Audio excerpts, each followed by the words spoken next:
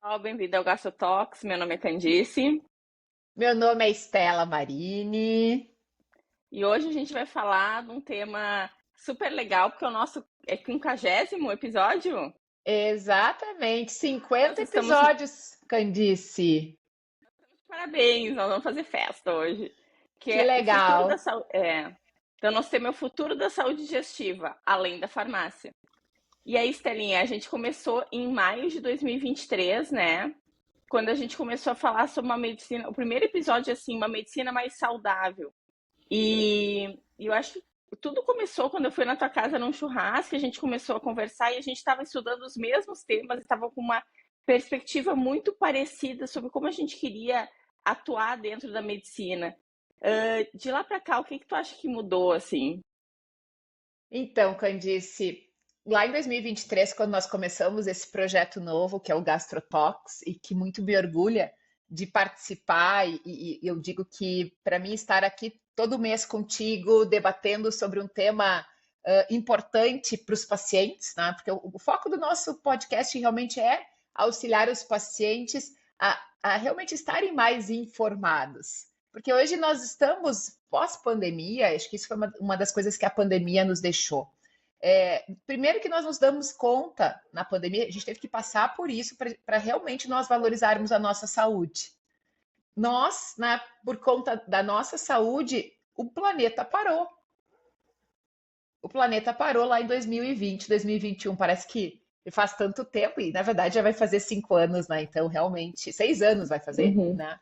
Então, primeiro que parece, claro, que um percentual grande, considerável das pessoas, se já se preocupava com saúde, se preocupa ainda mais. Na pandemia, como nós literalmente ficamos em casa, começou a aflorar esse interesse em poder saber mais sobre a saúde. E com isso veio toda a divulgação de, de ciência, de conhecimento nas redes sociais. É como se fosse uma popularização do conhecimento. À medida em que os médicos começaram a ir para o Instagram para falar, claro que no primeiro momento foi mais direcionado para o Covid, né? E aí eu vi, né, percebi que os pacientes começaram a gostar de entender o que está acontecendo consigo. E aí, à medida em que a pandemia foi passando e aí os holofotes saíram do Covid, nós ampliamos essa divulgação de temas, por exemplo, como nós, né? Nós temos nosso perfil na rede social, onde nós falamos sobre saúde digestiva. Então, uma grande mudança, eu acredito que tenha sido essa visão do paciente.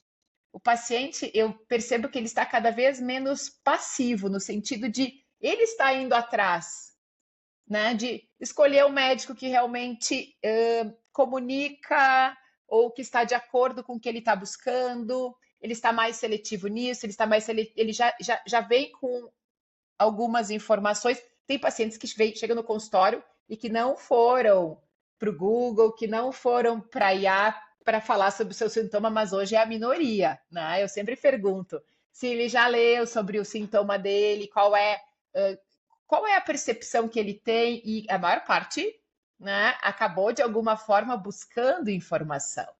Então, acho que esse é um ponto importante, e eu penso que cada vez mais o nosso podcast tem esse papel de ajudar os pacientes, porque dependendo da fonte da informação, pode torná-lo mais, ele pode dar aquela sensação de estar mais perdido, né?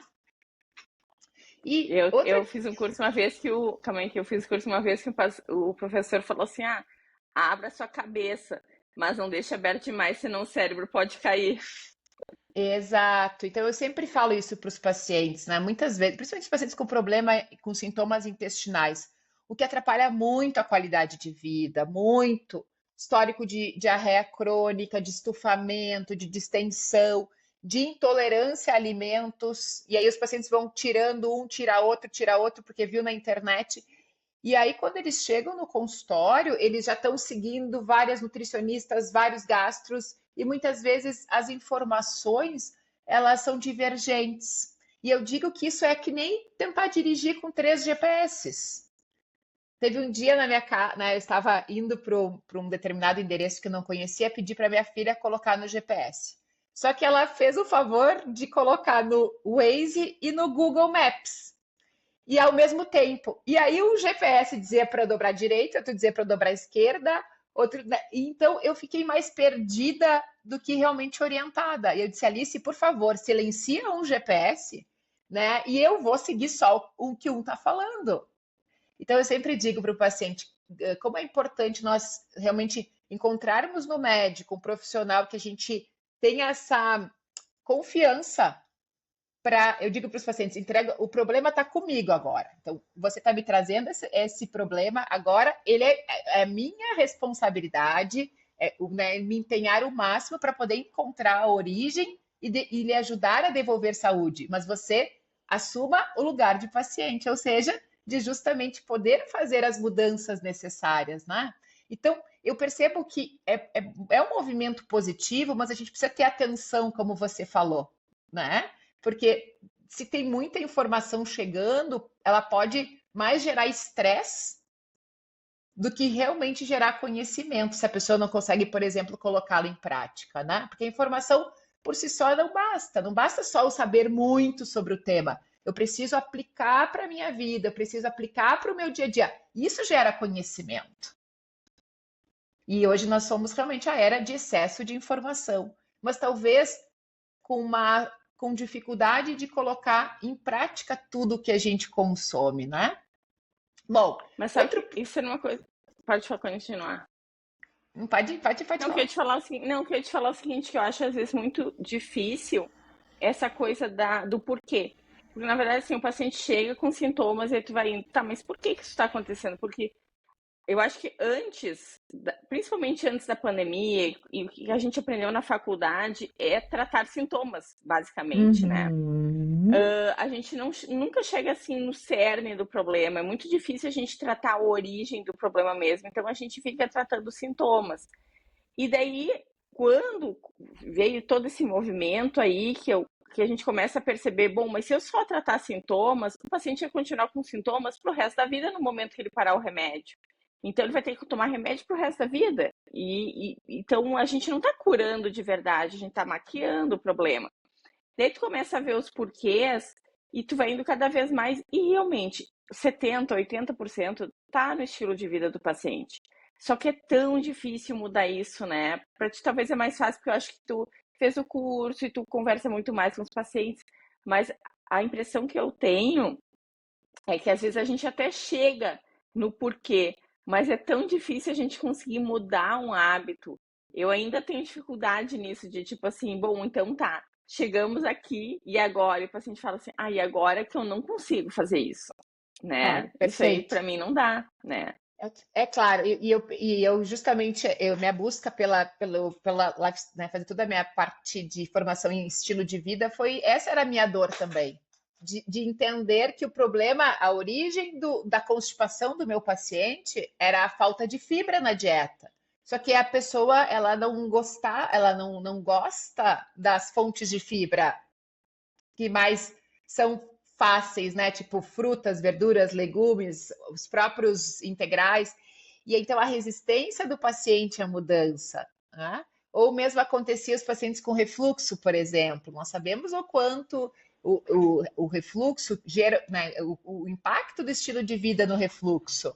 E isso realmente era a minha dor de poder, né, avaliar, fazer uma série de exames e aí entender que não estava ali, não estava no estômago, não estava no intestino, né? Internamente, endoscopia, colonoscopia, ecografia, Tá tudo ótimo. exames de sangue, exames de fezes, tudo ótimo.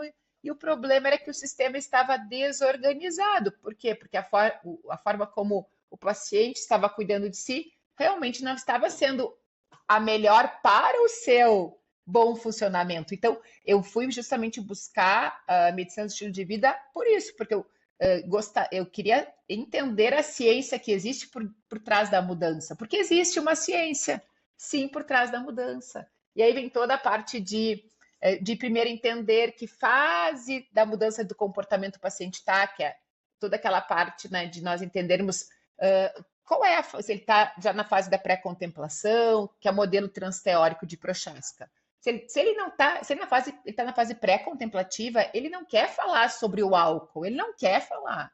Para ele, é inegociável tomar o vinho todas as noites. Então não adianta eu dizer para ele que vinho faz mal todas as noites, que ele tem que ele precisa reduzir o álcool para melhorar do refluxo, porque ele não quer mudar. Então, dependendo do qual é a fase, qual é o estágio da mudança, é que vai ser a forma, vai ser a condução da consulta. E isso, infelizmente, eu acredito que nós, médicos, a gente deveria saber muito mais sobre comportamento humano. Porque, afinal, nós cuidamos de seres humanos. E os nossos comportamentos, eles ditam muito a nossa saúde, nós sabemos disso. Não, e às vezes é Então, uma coisa assim que é difícil também. Vou dar um exemplo assim, o paciente come rápido porque ele tem um intervalo ali do meio-dia muito curto. Daí tu diz assim, olha, tem que comer devagar, tem que ficar um tempo depois da comida para fazer a digestão, bobo. Ele te olha e diz assim, como? Isso é impossível, então eu não vou comer, então eu não vou almoçar, exato, por conta da né? rotina muito cheia. Eu vou te dar um Sim, exemplo, né? Lembrei agora de um paciente o paciente com retocolite ulcerativa. Então, ele há anos é meu paciente, ele já está em remissão da doença, e ele vinha bem. Só que agora, né, nos últimos tempos, eu estou fazendo uma avaliação ainda mais precisa do estilo de vida, porque muitas vezes era na conversa, na anamnese, mas eu não tinha tantos dados assim. Aí eu perguntava, se você come fruta? Ah, eu como, doutora, como fruta. Tá, mas quantas por semana? Ah, umas 2 por semana. Então, na concepção do paciente, tá ok, porque ele está comendo fruta. Tá, mas aí, e a quantidade? Porque não, claro que é, qualquer quantidade importa, mas quanto mais, melhor. A gente sabe quantas frutas nós devemos comer, né? Pelo menos 2, tá? Entre 2 a 3 frutas por dia. Isso é a orientação do Guia Alimentar da População Brasileira, lá já desde 2014. Mas às vezes a gente acha que está se alimentando bem, não está. Então, hoje os pacientes eles respondem uma série de perguntas, onde, então, quando ele vai consultar comigo, eu já sei como é que está o consumo de fruta, já sei como é que está o consumo de legumes, já sei como é que está o consumo de integrais, já sei como é que está o sono, baseado, né, no que ele já me trouxe. E aí eu vou conseguir conduzir a consulta já, quando eu for falar do estilo de vida, já mais focado nos pilares que eu sei que não estão bons. E aí esse paciente, ele não comia fruta, ele não comia praticamente nada, né? E mesmo tendo uma doença inflamatória intestinal. Então, o que acontecia com ele? De tempos em tempos, a doença voltava a entrar em atividade.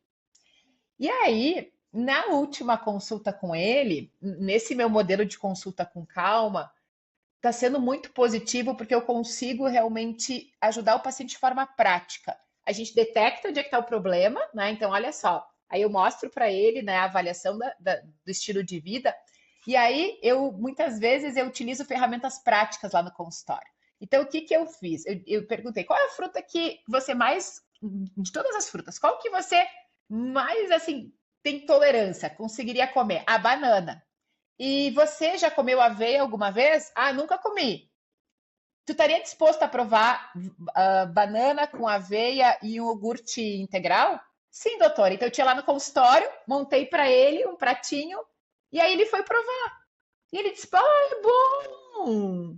Então eu ajudei ele a quebrar a resistência de que fruta e, tipo, ele não gosta de fruta e que não dá para comer entre aspas, outras fontes de fibra, porque ele nunca tinha provado, ele tinha aquela resistência no cérebro que era ruim. Então, é diferente eu dizer assim para ele, a partir de hoje você tem que provar aveia e tem que ir lá, vai lá, daí já sai do consultório, vai na loja de grãos comprar. É diferente do que ele já provou, ele já sabe que não é que é palatável, que é gostoso.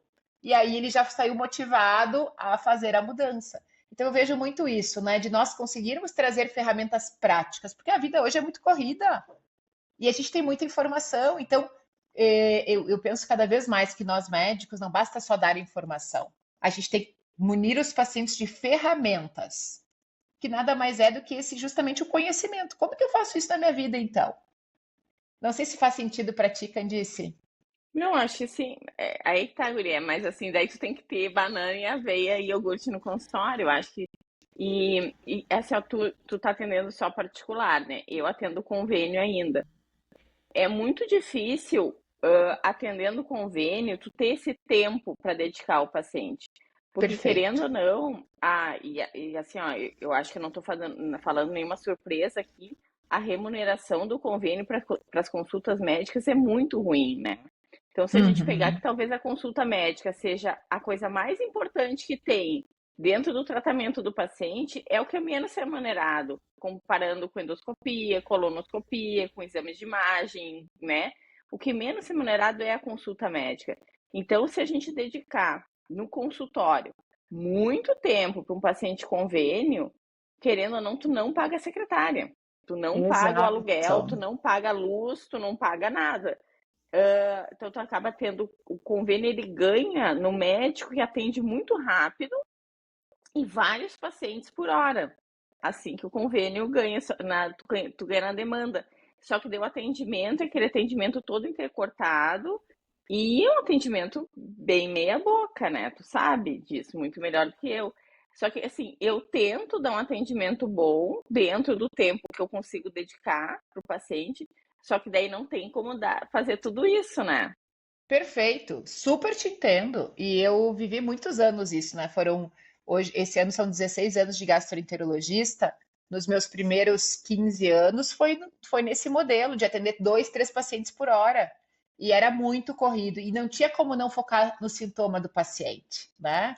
Então, eu não tinha, claro, e eu justamente fiz todo o movimento. E quando eu falei para o meu pai assim, pai, eu estou me descredenciando da Unimed.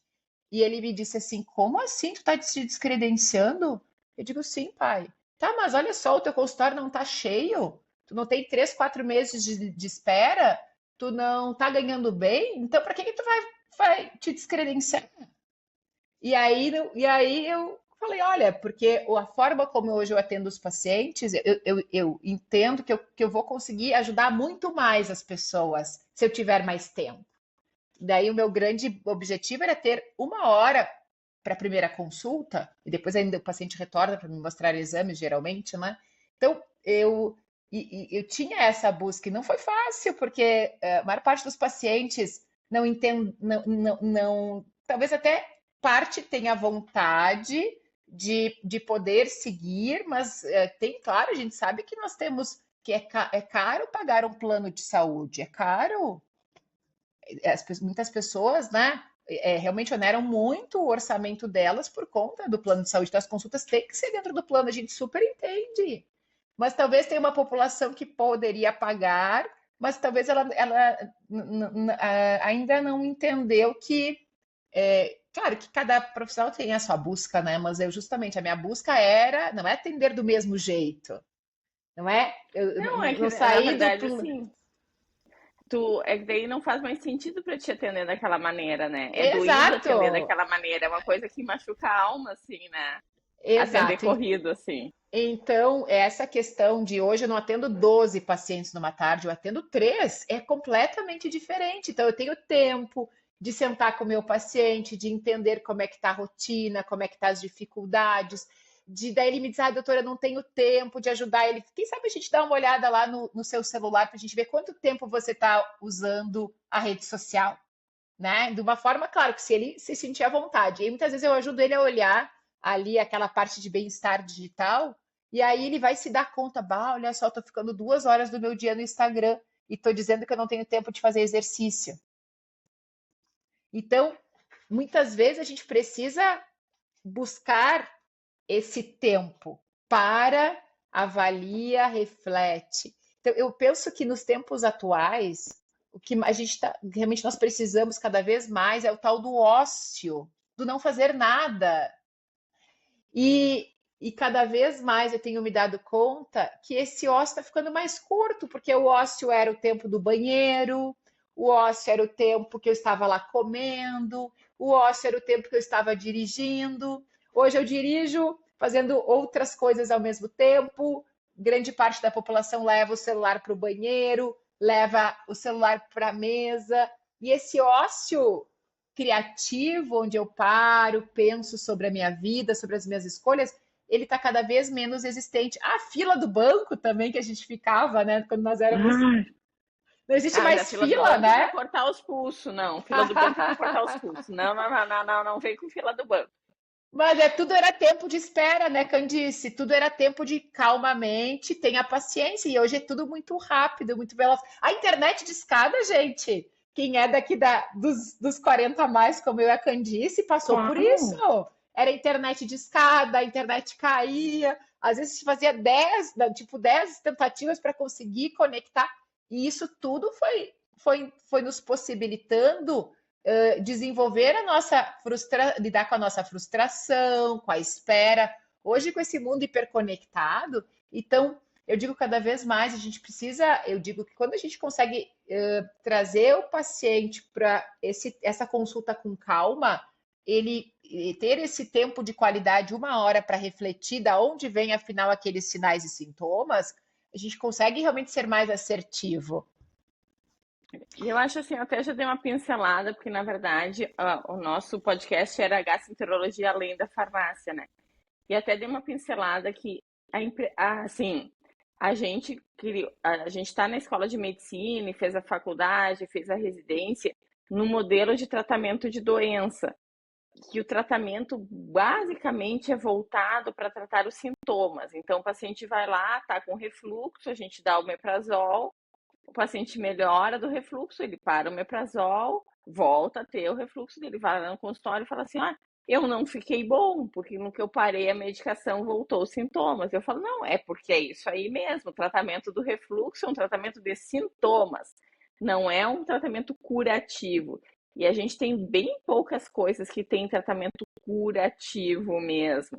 A maioria ou vai até na fisiopatologia da doença, mas vai ter que fazer a longo prazo, como doença de Crohn, retocolite, e a grande outra maioria a gente trata só sintomas. Então, dentro da farmacologia, querendo ou não, a gente tem muitas poucas coisas que são assim curativas dentro da gastro. Então a gente vai ter que olhar para as outras coisas para tentar chegar no cerne das doenças e na fisiopatologia das doenças, para tentar ver coisas que realmente mudem a história natural ali da doença do paciente, não só tire os sintomas dela.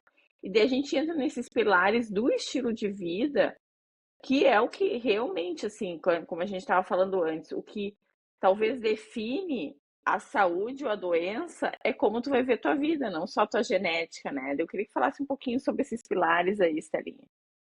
E isso é um ponto bem importante, né? Até o ano 2003, que foi publicado o Genoma Humano, nós achávamos que a explicação para as nossas doenças estavam nos nossos genes, né? Eu acho que foi como se fosse até quase um balde de água fria, né? Quando veio o projeto Genoma Humano, 99,9% do nosso DNA é idêntico, tá? Mas por que nós somos tão iguais, mas tão diferentes, né? Onde é que está a explicação, afinal, para as doenças? E daí que se começou a entender a epigenética.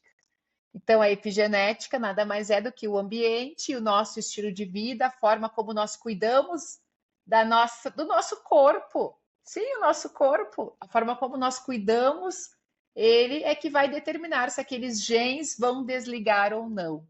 E aí, eu acho que tem um ponto importante antes de eu falar dos pilares, que é como que a epigenética afinal interage com a genética, porque isso os estudos foram nos mostrando que a epigenética, que o meio era muito importante e talvez até como ele ocupa realmente esse papel central no processo de saúde ou doença.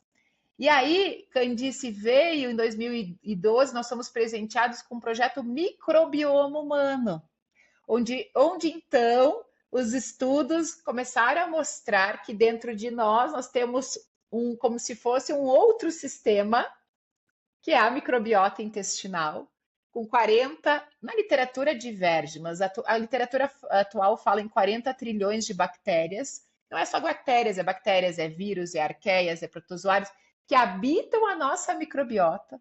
E aí, a partir do nosso estilo de vida, vai ser a saúde ou não dessa microbiota, e a partir do que elas vão produzir, é que isso vai repercutir na nossa saúde cardiovascular, na nossa saúde mental, numa série de outros órgãos e sistemas. Então, acho que isso é uma coisa que também é um ponto importante de nós entendermos, que é esse eixo, né, da interação, na verdade, da epigenética com a microbiota.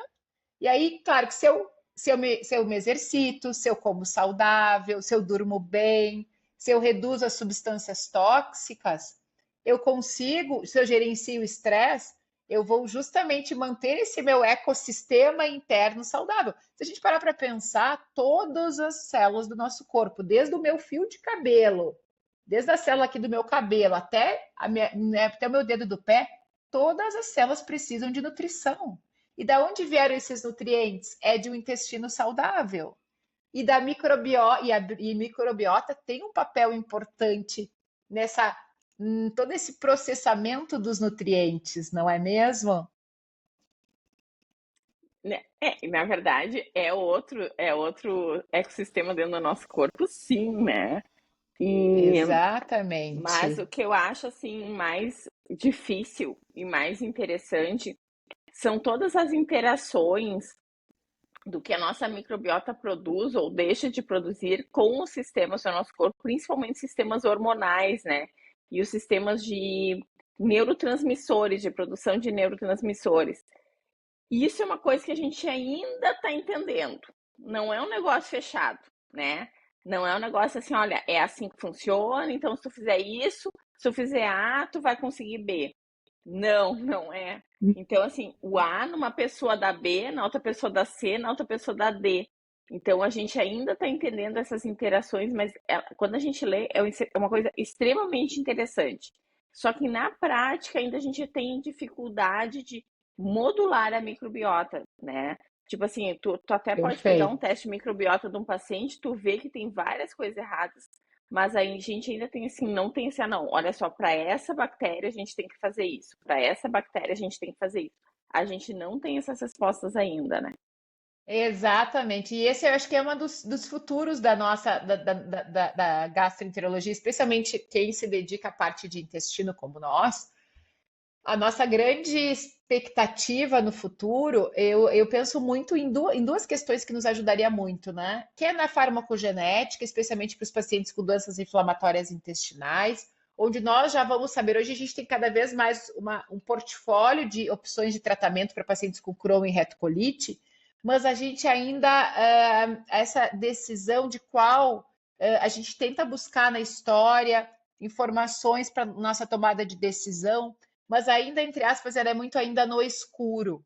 Então, se nós pudermos entender qual é, dentro da cascata inflamatória, qual parte que está mais ativada para esse paciente com doença de Crohn, para esse paciente com retocolite, nós já vamos ser mais assertivos nessa escolha. Então, hoje a psiquiatria já trabalha bastante com isso, né? Na hora de Uhum. prescrever, dependendo se é um paciente, por exemplo, com depressão refratária, eles fazem um teste, né, de farmacogenética para entender, né, como é que como é que realmente é o organismo daquela pessoa baseado nos seus genes, qual seria o melhor medicamento para aquela pessoa. Então, na gastro, essa é uma das expectativas, né, futuras, né, uma das perspectivas para o futuro. E a outra é justamente essa questão de nós sabermos de uma forma mais precisa. Hoje nós já temos os testes de microbiota, mas eles ainda são muito falhos em nos ajudar, né? Então, ainda o que os estudos mostram? Que eles acabam não nos auxiliando a mudar a conduta. Então, a nossa expectativa é que, com o passar do tempo, nós possamos evoluir cada vez mais. Assim como a Candice há tempos atrás, e ela foi pioneira nisso, e ela tem muito mérito em trazer os testes respiratórios, numa época, há mais de 10 anos atrás, onde praticamente ninguém falava em teste respiratório. Não era, Candice? Faz mais de 10 anos, acho que faz uns 15 anos, né? Mas, não, é uns 13, eu acho. É. Então, e hoje tu percebe a evolução em termos de realmente de diagnóstico, né? Então, hoje nós já temos opções de aparelhos mais precisos, que antes só media hidrogênio, agora mede hidrogênio e metano. Em breve a gente já vai poder medir também sulfeto de hidrogênio. Isso é o lado positivo da ciência, ela começa engatinhando e vai evoluindo. Em relação à Mas tem uma microbiota, coisa também, né? Há 13 anos atrás, a gente pensava em SIBO numa parcela muito pequena da população, entendeu? Então, o paciente chegava no exato. consultório para eu pedir, eu fazia o teste para eu pedir o teste de respiratório, meu Deus, eu fazia mil coisas antes, e daí eu ficava pensando, mas será que pode ser SIBO? Hoje em dia já sabe que a maioria dos pacientes com síndrome do intestino irritável tem um componente da SIBO junto. Então a gente acaba pedindo muito mais esses testes, porque também mudou a nossa perspectiva da doença, entendeu? Que a doença não é tão rara quanto é que a gente achou que ela era, né? E talvez, se nós extrapolarmos um pouquinho esse teu pensamento, provavelmente, talvez, é difícil nós sabermos se naquela época os pacientes já tinham SIBO e só nós não pensávamos e, portanto, nós não diagnosticávamos, ou foi por conta das mudanças do estilo de vida? Porque Que nós muito mais gente sabemos tem hoje em dia. exatamente, hoje as pessoas estão, assim, vamos pensar como hoje os pacientes estão chegando. Muitos pacientes, por conta desse excesso de informação e muitas vezes a fonte, sem ter uma segurança da fonte, mas enfim, vai seguindo o que um fala, vai seguindo o que outro fala, vai seguindo o que outro fala, chegam com dietas muito restritivas, que isso faz muito mal para a microbiota intestinal. Ah, doutora, eu já tirei o glúten, já tirei a lactose, eu já tirei a cebola, o alho, vou tirando. Já tirei os FODMAPs e tô assim. Ontem eu recebi uma paciente que está há quase 5 anos com dieta low FODMAP. Então, tem essa questão, então, muitas vezes, de dieta restritiva ou outros com muitos ultraprocessados, que não estão mais comendo feijão com arroz de todo dia. Muitas vezes até substituindo refeições por suplementos, o que a gente ontem até inclusive eu falava sobre isso, o que não é legal. Mas também nós temos uma população muito grande de pacientes usando análogos do GLP-1, que nós sabemos sim que aumenta em 2 vezes o risco de SIBO. E nós também temos uma série de outras condições que podem levar à desbiose. Dei uma Então, trancadinha aqui para mim, mas agora voltou. Até te mandei mensagem. certo. Ah, Então, Candice, eu estava falando que realmente nós temos que pensar também que o estilo de vida mudou. Hoje nós temos, então, pacientes que tanto pacientes com dietas muito restritivas, o que é ruim, um percentual grande de pacientes com o consumo de muitos ultraprocessados, e não se dão conta, muitas vezes, que aquele líquido que compra lá no mercado, rico em proteína, porque hoje nós estamos numa sociedade que está buscando muito proteína e sim, a proteína ela é importante, mas a gente não pode esquecer que ela faz parte de um conjunto, né? E muitas vezes ele não se dá conta que está cheio de aditivo químico lá. E ao mesmo tempo nós temos uma população crescente de pessoas usando medicamentos que prejudicam a nossa microbiota. Antes eram os IBPs, eram os remédios do refluxo. Agora tem os análogos do GLP-1, que são as canetas, entre aspas, emagrecedoras, que como elas diminuem o trânsito intestinal, elas favorecem a SIBO. Então, talvez é difícil nós sabermos se nós não fazíamos diagnóstico porque nós não testávamos ou porque realmente o estilo de vida da população mudou. mas sabe, até agora tu falou do negócio das canetas emagrecedoras. Ontem eu recebi o voucher do DDW, que é aquele congresso americano, né? Que é o maior congresso de gastro que tem no mundo. E uma das coisas é perspectivas no tratamento da obesidade. Então, o que desde o ano passado, né, chama atenção que como essas novas medicações para a obesidade mexem no trato gastrointestinal, a gastro está puxando para si isso aí, né? Tá botando no congresso de gastro o tratamento de obesidade. E até porque tem essa relação também hoje em dia, pacientes que têm esteatose hepática, alguns têm indicação de usar a caneta emagrecedora também, né? Mas eu achei interessante lá que um dos tópicos era perspectivas do tratamento da obesidade. Exato. E considerando que a obesidade hoje já não só posso dizer, não sei se eu posso chamar como epidemia, mas acredito que sim, porque, se não me falha a memória, no Brasil, acho que são 20 a 30% da população que Sim, é. fecha critério para obesidade. Nos Estados Unidos, a projeção acho que é 50% em 2030. Não tem mais como deixar só tratamento da obesidade para os endócrinos, eles não conseguem dar conta, né? Uhum. Então, tem sim hoje uma tendência aos cardios, aos gastros também tratarem obesidade, porque Gineco. Exato, porque ela acaba sendo a síndrome metabólica, que é aumento da gordura abdominal, ela é muito frequentemente a origem do refluxo, a origem da esteatose, a origem de vários problemas digestivos está ali, né? Então, eu penso que, claro, que com critério, né, Candice? Não é para todo mundo, não é todo mundo que tem Sim, indicação. Mas, sim, hoje em dia, mas a gente precisa ter esse cuidado, né, no manejo, como o Gustavo falou no nosso podcast de SIBO. Se o paciente já tem sintomas gastrointestinais, ele já tem, não começa o tratamento para obesidade sem resolver isso. Porque eu recebo muitas vezes o paciente já tinha sintoma de refluxo, ele já tinha distensão, começou o tratamento para obesidade e teve que interromper porque o sintoma piorou muito. Então faz mais sentido. Primeiro eu vou resolver, vou melhorar o que não está bom da parte digestiva, já que o grande efeito colateral dela realmente vem na parte do trato gastrointestinal. Até porque se nós entenderam, né, quando a gente entende que eles são análogos do GLP-1 e dependendo do GIP, né, que são justamente moléculas produzidas pelo nosso intestino também, né, e que atuam no nosso intestino.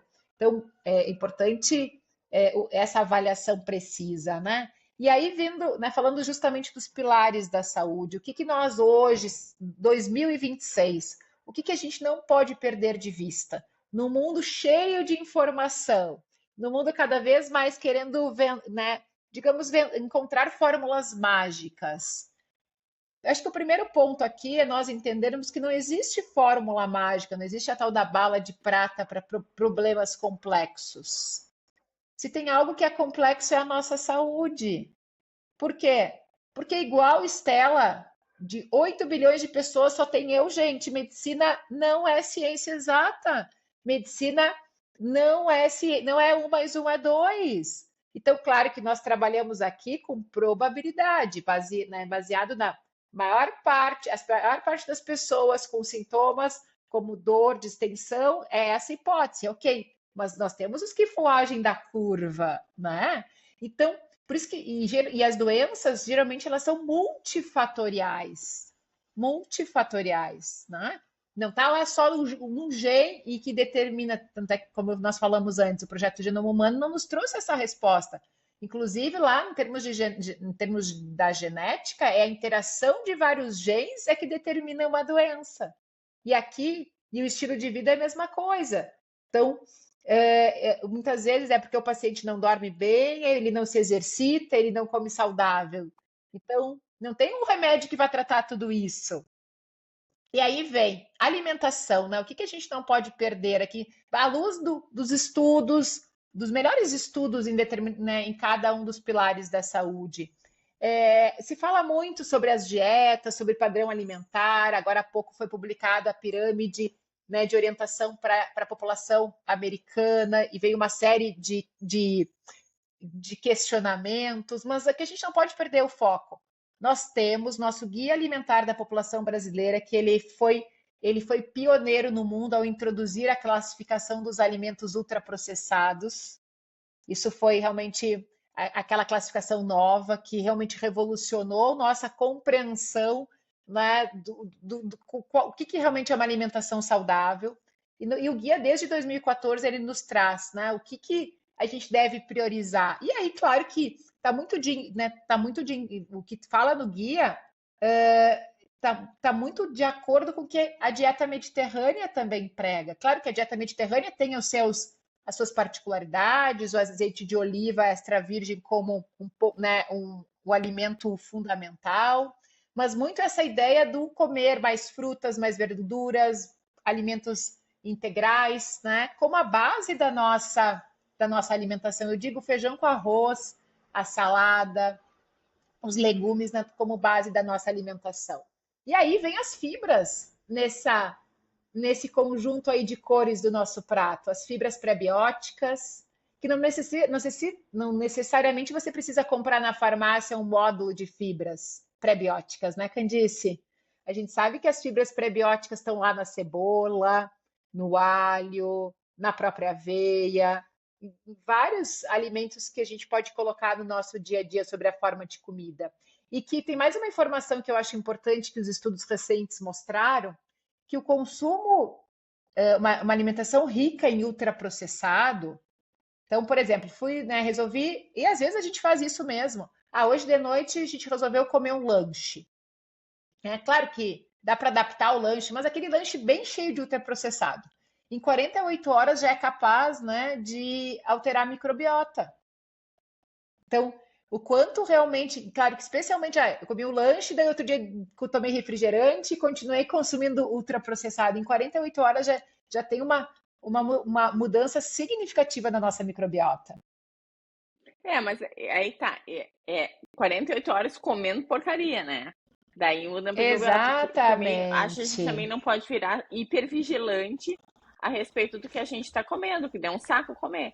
Mas isso que eu falo para os pacientes, Exatamente. tu tem uma festa lá sábado de noite. Ok, curte a festa. No domingo, volta a tentar comer de uma maneira mais saudável. Porque senão isso aí também Perfeito. gera doença, fica hipervigilante a respeito do que come. É quase uma anorexia para comer coisa saudável, que também não é É bom, né? ortorexia, né? O nome. Isso aí. Ortorexia. É o medo de não comer saudável, né? É o medo de não comer Uhum. saudável. Isso é muito verdadeiro o que tu estás falando. Por quê? De novo, tudo bem, como eu sempre digo para os pacientes, hoje de noite, por exemplo, sexta de noite aqui em casa, geralmente é lanche que a gente come. Mas no sábado não vai ser de novo, né? Vai ser alguma coisa, claro que daí no café da manhã introduz a fruta e assim tu vai indo. Então não é todas as refeições. É como aqui em casa nós temos um combinado, tem por exemplo sobremesa. Com sobremesa nós não comemos todos os dias, a gente come quando? No final de semana. Então, isso é a questão principal aqui, é o que eu coloco todos os dias na minha mesa, o que eu coloco todos os dias no meu prato. O problema não é comer carne embutida, presunto, salame uma vez na semana, o problema é comer todos os dias, né? É Então, isso aí. É a e rotina, essa né? questão. Exatamente, o que vai todos os dias no prato. Então, a grande mensagem que eu queria deixar em relação ao pilar da alimentação é que não tem uma dieta da moda, não existe, é melhor, não existe isso, mas existe sim esse conjunto, essa combinação de alimentos, né? E sempre buscando, sempre que possível, cozinhar em casa, que a gente sempre fala aqui, né, Candice? Porque daí tu sabe, mesmo que tu vai comer um frango fora, tu não sabe como é que foi o tempero daquele frango, tu não sabe se não usaram glutamato lá no tempero. Gente, é uma E claro delícia que, cozinhar também, né? Tu une a claro, família, um fica cortando, outro fica sei lá do quê, daí tu cozinha. Claro que quando a gente mora sozinha é um saco, porque daí tem um monte de panela que a gente tem que lavar tudo sozinha, né? Mas, e sobra um monte de comida, daí estraga. Agora, quando a gente tá em família, é uma delícia cozinhar. o que eu tento aqui na minha casa, né? Por exemplo, café da manhã, nós comemos em casa e eu preparo um bolinho de caneca, uma panqueca, algo saudável. O almoço geralmente é fora, e aí nós buscamos ir num buffet com uma variedade maior de alimentos. Mas aí depois o lanche da tarde lá no consultório, né, sempre é algo mais saudável. E o jantar eu não abro, né? Esse eu faço questão de preparar em casa, né? E finais de semana eu sempre cozinho em casa. Então, eu acho que cada família é importante parar um pouquinho e refletir como é que é a organização melhor daquele momento, né? E aí, eu vou para o segundo pilar, posso? Que é o sono? Pode, mas dá uma apurada que nós estamos com Claro, 43 temos. minutos. Então, em relação ao sono, né? O que é importante? Que nós sabemos que a privação do sono, ela altera, é um dos fatores que altera a permeabilidade intestinal. O sono também é fator de risco, a insônia, para doenças cardiovasculares. Isso já está muito bem documentado, né? Então, além disso, também que a microbiota, olha que legal, isso é um estudo mais recente, ela tem um ritmo circadiano. Tem, A guria? microbiota, ela sabe quando é dia e quando é noite. Que se a gente fica mudando muito, desenvolvendo o que a gente chama de jet lag social, ou seja, final de semana eu durmo até às 11, vou dormir 4 da manhã e durmo até às 11. Isso dá uma desorganizada também em termos de Não, metabolismo e da comer janta, microbiota. não, e comer janta também com, tipo assim, muita caloria na janta também desorganiza a microbiota, porque para ela a gente come muita coisa durante o dia, a gente não come muita coisa de noite. Exatamente. Então, olha como é importante nós olharmos para a nossa base, né? E seguir o que a natureza nos ensina. De dia é para produzir, para trabalhar, para se exercitar. E à noite, depois que existe né, essa sensação da luz natural, que é o pôr do sol, nós fazemos atividades mais tranquilas, que vai nos ajudar no relaxamento.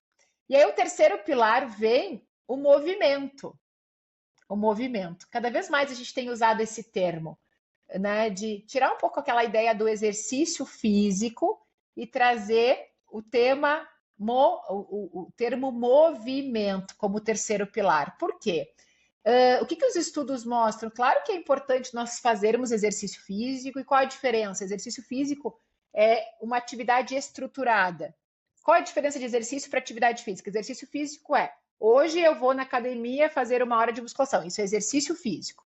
O que é atividade física? Atividade física é qualquer atividade que me tire do repouso.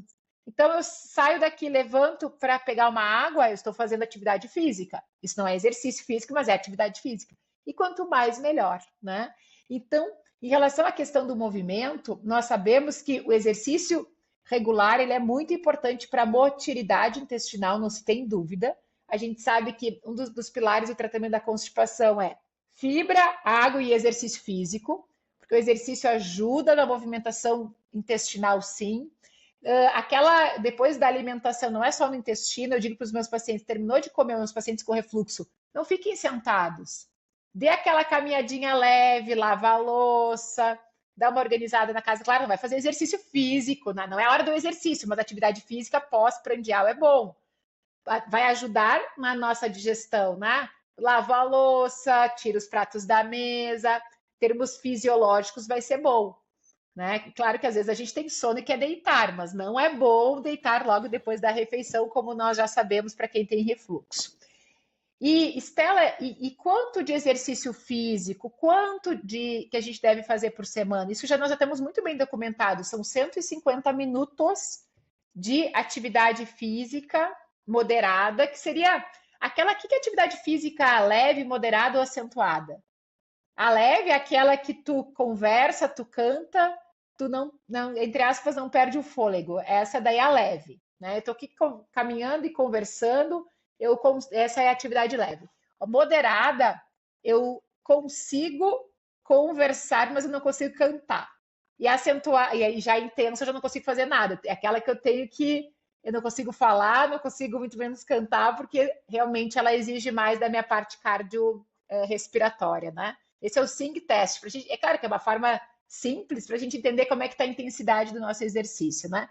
Se você está caminhando e conseguindo conversar normal, é sinal de que tem que aumentar o ritmo, né? Tem que acelerar o passo. E olha só que interessante, tem muitos estudos sobre o impacto do exercício físico no câncer de intestino. E aí Sim, tem um muito! estudo recente tanto nos pacientes com câncer, no pós-tratamento, para evitar recidiva, quanto prevenção. E o que os estudos mostram? Que os pacientes que seguem essa orientação de 150 minutos de atividade física por semana reduzem 20% o risco de câncer de cólon. Olha que bom.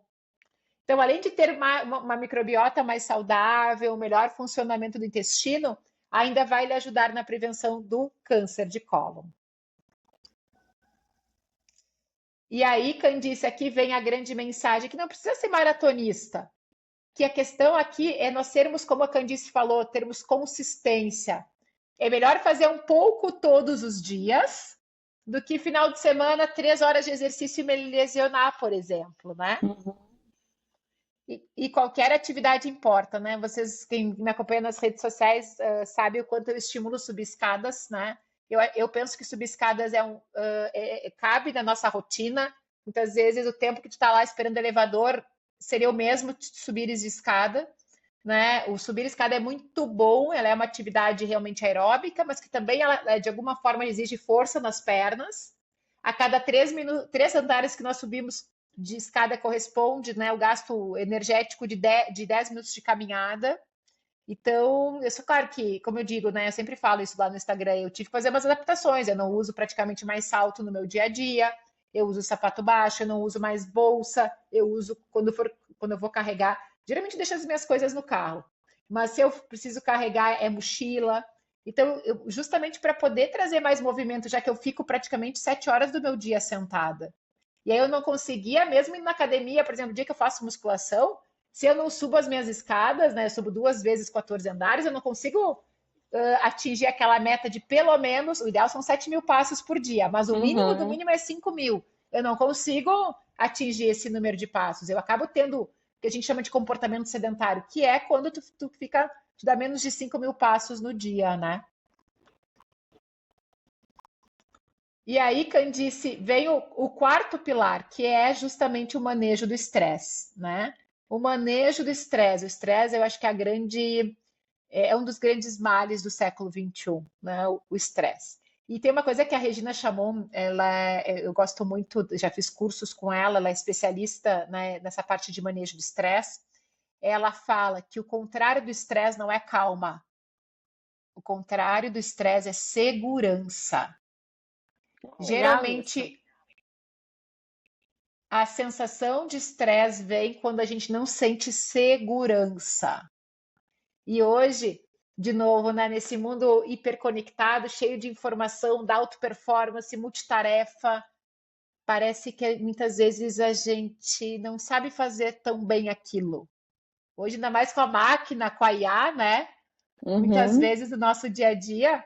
Então, o estresse é essa tendência que nós temos quando a gente tem muitas tarefas para fazer, ou às vezes realmente uma ameaça, nós ativamos o sistema nervoso autônomo simpático, que ele nos prepara para lutar ou fugir. Ele é uma cascata ali de neurotransmissores, de uma série de moléculas para nos preparar para lutar ou fugir, né? De uma forma. Só que essa resposta de estresse ela deve durar no máximo 2 horas. E hoje nós estamos vivendo o estresse crônico, que é sempre estimulados a lutar ou correr ou fugir, né?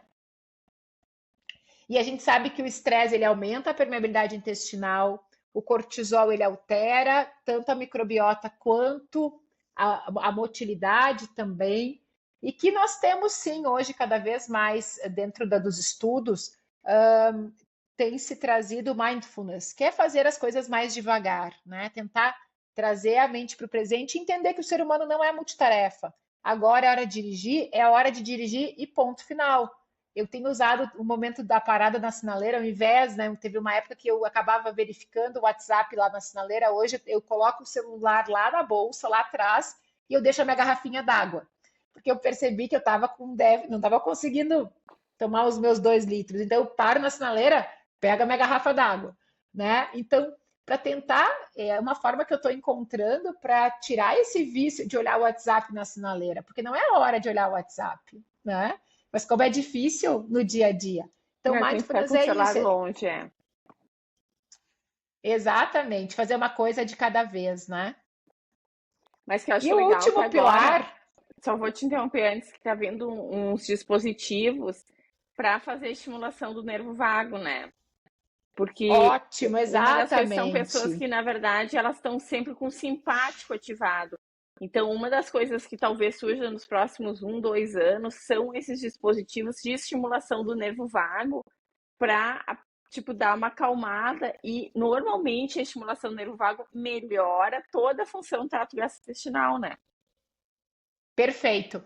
Ótima colocação, e eu sempre, né, dentro da minha consulta, quando eu percebo que os níveis de estresse realmente estão altos, o paciente com muito, né, lá, que fecha, os pacientes respondem um questionário chamado PHQ-9 e GAD-7, que é para avaliação de depressão e ansiedade.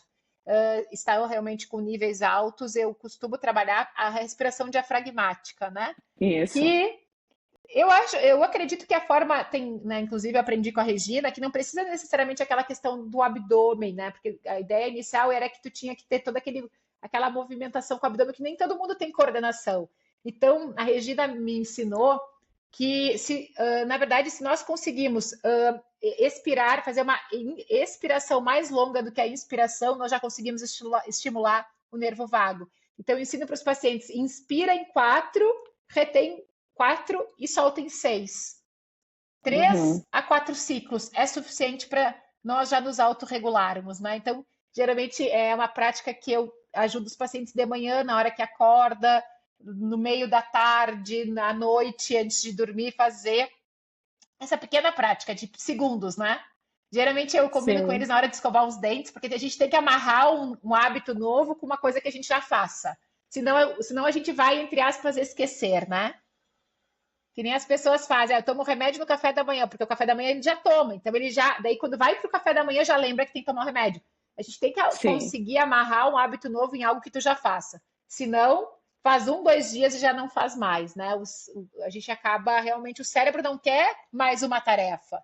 Ele não quer mais ele não quer ter que pensar que precisa respirar.